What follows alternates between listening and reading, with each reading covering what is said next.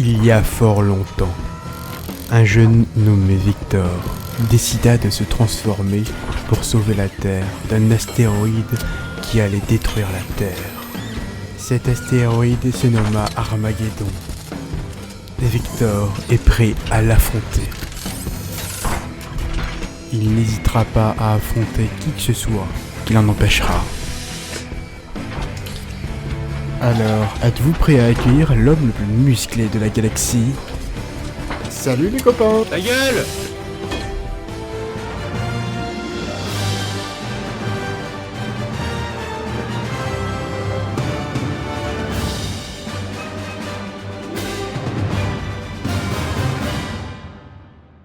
Et salut à tous, c'est Victor, j'espère que vous allez bien et aujourd'hui on se retrouve pour une nouvelle vidéo. Alors aujourd'hui nous allons parler d'un land, nous allons parler de Marvel, nous allons donc parler de Marvel Land.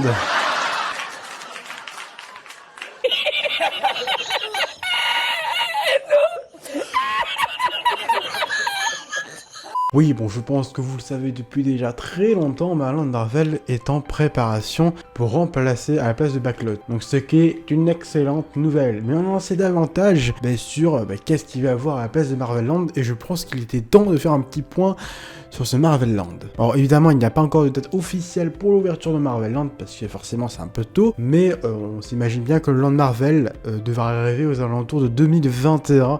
J'ai bien dit aux alentours, ça sera peut-être, s'il y a des retards, ça sera après. Mais voilà, aux alentours vers ces eaux-là, quoi, comme on dit. Et on s'est aperçu aussi que du coup Marvel s'installe de plus en plus à Disneyland Paris. Je vous rappelle évidemment que Marvel s'est fait racheter par Disney en 2009, donc il y a maintenant 10 ans, oui ça fait 10 ans que Marvel s'est fait racheter par Disney, et ce n'est que maintenant que Marvel s'installe dans les parcs Disney, donc en soi, Disney a pris son temps. Alors ça a commencé par quoi? Forcément ça a commencé par la saison Marvel qui est arrivée l'année dernière. Bon, il n'y a pas eu forcément de bons retours, mais ça c'est arrivé l'année dernière. Là il y a eu la deuxième saison Marvel cette année, mais qui est déjà nettement meilleure par rapport à l'année dernière, mais ça c'est qu'un avis personnel. Mais aussi évidemment par l'annonce tout simplement, et la fermeture de l'hôtel New York, pour le transformer en Hôtel New York, The Heart of Marvel.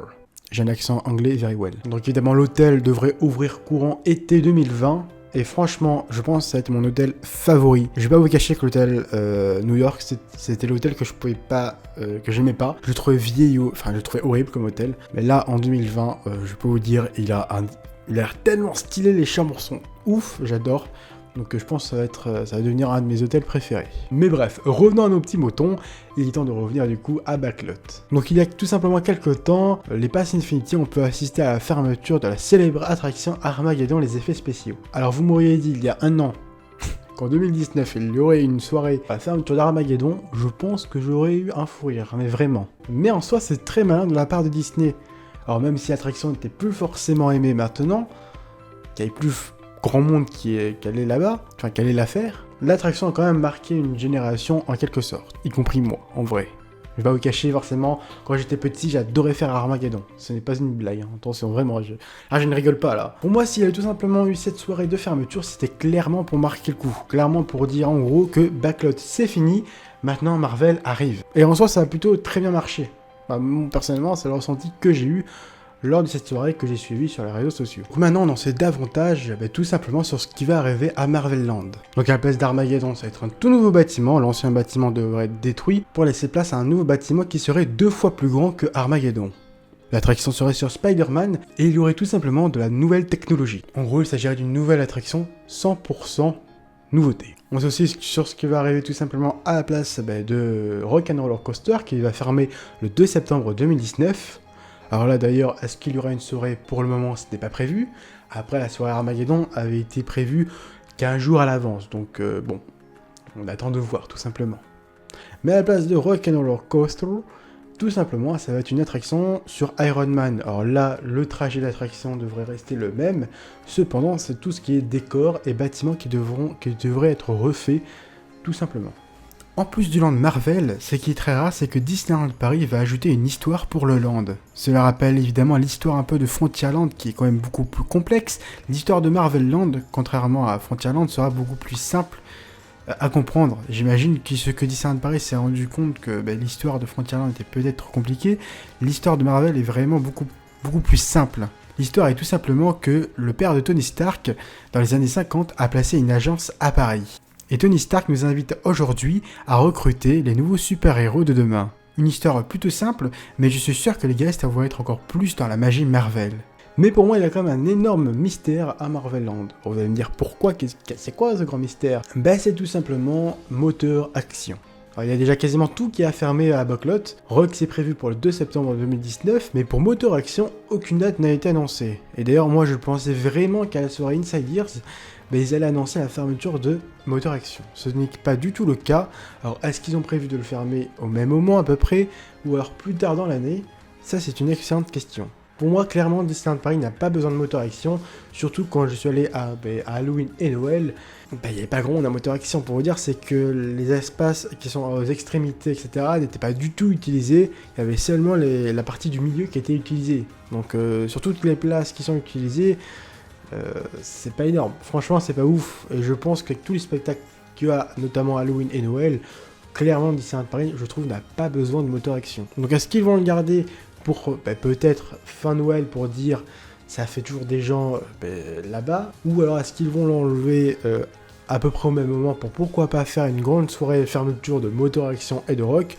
Personnellement, voilà, ça c'est mon avis, je pense que ça serait une excellente idée de faire une fermeture, on va dire un peu coordonnée entre moteur action et rock. Ça pourrait être sympa de faire une soirée un peu comme Armageddon, mais avec rock et Iron Man.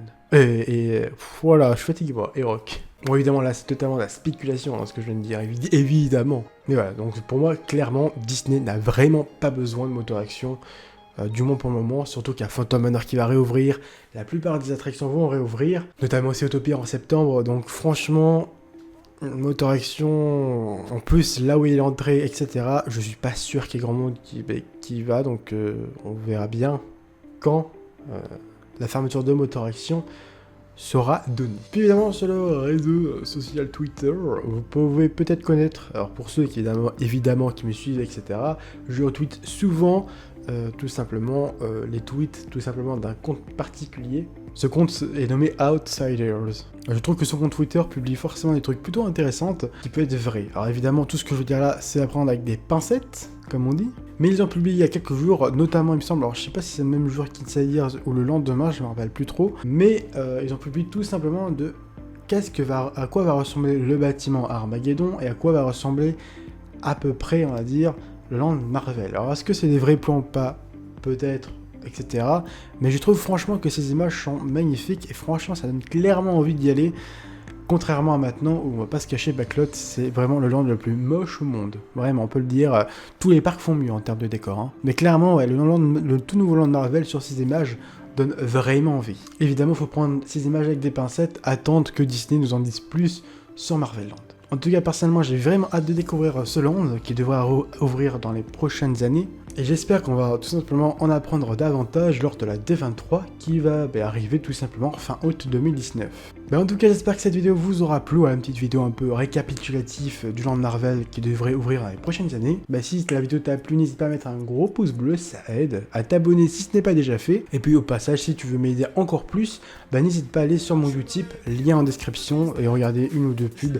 Ça permet de m'aider financièrement, gratuitement, parce que voilà, c'est grâce à la pub qu'en gros ça me finance. C'est simple, efficace, voilà, si vous voulez m'aider quelquefois, n'hésitez pas à le faire, car tous les jours vous pouvez le faire, donc n'hésitez pas. Et je vous remercie évidemment par avance, c'est très sympa. Puis en tout cas, nous on se retrouve très vite pour une prochaine vidéo. Sur ce les gens, ciao. Dans la vie réelle, les animaux ne parlent pas, et ils chantent encore moins. Je n'ai jamais vu un gamin de 10 ans voler pour aller à Neverland grâce à la poussière de feu. Depuis qu'embrasser une fille quand elle dort est un acte héroïque qui lui évitera la mort. En parlant de filles, j'allais y parvenir. Quel intérêt d'avoir des cheveux plus longs que son avenir.